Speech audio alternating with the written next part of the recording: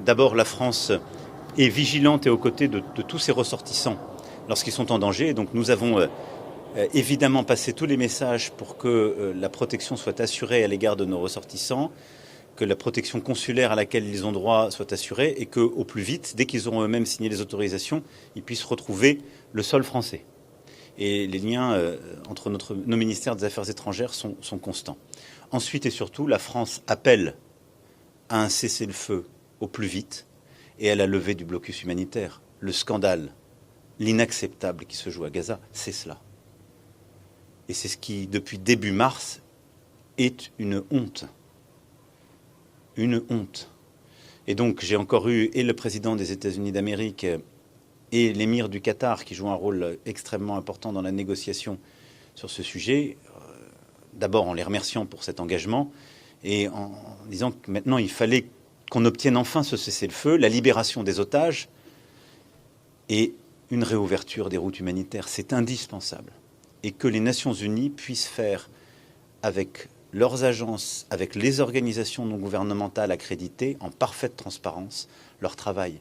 On parle d'enfants, on parle de personnes aujourd'hui dans une situation très grave, on parle de personnes âgées qui sont en train de mourir chaque jour à cause de ce blocus et à cause du fait que le cessez-le-feu n'est pas signé.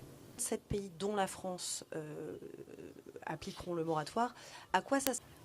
Cette conférence de Nice est, à nos yeux, un moment extrêmement important et d'ores et déjà, et il faut le dire comme tel et le revendiquer comme tel, un succès.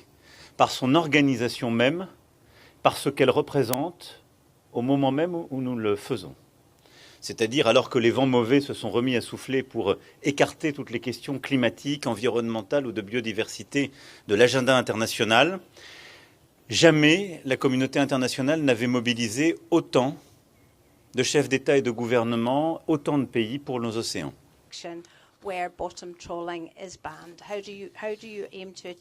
Il y a un an, il y avait 8 ratifications. Et donc, nous avons travaillé d'arrache-pied ces derniers mois. Et c'est pourquoi nous avons, il y a quelques instants, annoncé qu'en effet, au 1er janvier prochain, ce traité pourrait entrer en vigueur et qu'enfin, nous allions avoir un cadre international pour réguler, administrer la haute mer. For not going as far as other nations on banning bottom trawling in marine protected.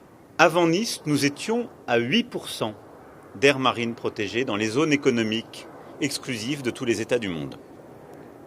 Nous arriverons à environ 12% après cette conférence, qui veut dire qu'on aura augmenté de 50% les aires marines protégées par des annonces que nous avons faites. La France, à travers la Polynésie française, 4,5 millions de kilomètres carrés, ce qui fait que rien qu'avec ça, on passe de 4 à 5,2%. La France est la 2e puissance maritime du monde.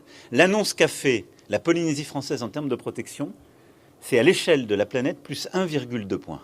They still seem to be upset with France. Can you tell me... Merci à toutes et tous. C'est une photo avec